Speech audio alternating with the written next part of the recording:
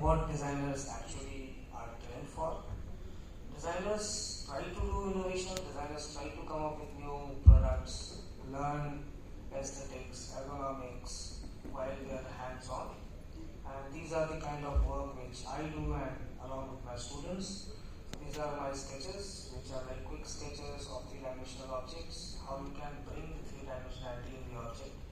These are like 5 minutes, 10 minutes kind of one sketch in which you understand the surface, its orientation, an object which is not created, an object which is created, and then you can make some changes in those form.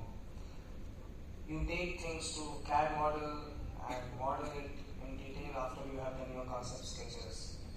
So do such in detail that it talks about continuity on surface and how good your surfaces are if you go specific to automobile design and similar kind of programs. Exploration on form, like this is a Mobius strip which many of the technical people will be knowing. But how do you use Mobius strip to create different surface? How do you iterate? How do you make hundreds of different concepts of same object? This is an exercise which is done with students, and this is like redesigning of the shape of a jerry can. Jerry can has a purpose of carrying the oil and all, but how can you form different shapes? So we train our students on forming different shapes in lesson 10, and these are my workshops and demo skills. This is I am conducting some session in PEC, Punjab Engineering College. This is a clay model workshop. Our students work on clay models, so this is along with Maruti Suzuki. We were doing some exercise, and so it is like I don't purposefully try to teach the students the way it is generally taught in labs and all. Let us move out. Maruti Suzuki and maybe some other organizations are willing to conduct a workshop. We invite them with their expertise in our labs, provide facilities, and conduct a session with the students. It may be a different session with next batch.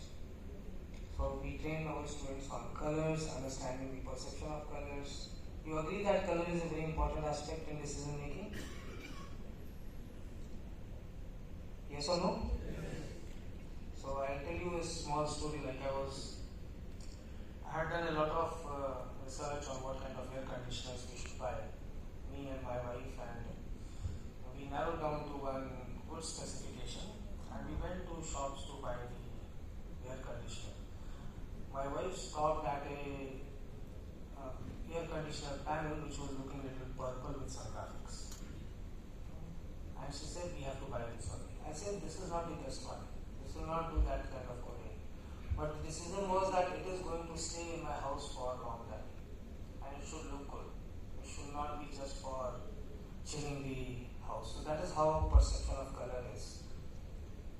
So we train our students into graphics, colors, form. This is like how do a transition of form happen?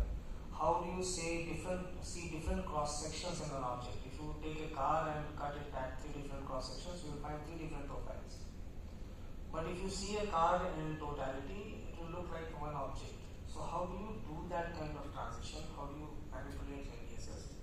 These are taught in design. How do you come up with frugal innovations and still make a good product in smaller time? How do you capture emotions like gluten or different kind of emotions which can be adopted into a product?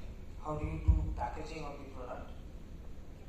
And trying to work out a working model. This is what we teach our students, not to be expert in one or other things, but take a leadership role and complete the project in totality so that the project reaches a prototype level, is tested with the users. Before they graduate, they do 3-4 these kind of projects, and that's how design learning is happening at our place. I sometimes participate with students, like this is we are presenting to LG Electronics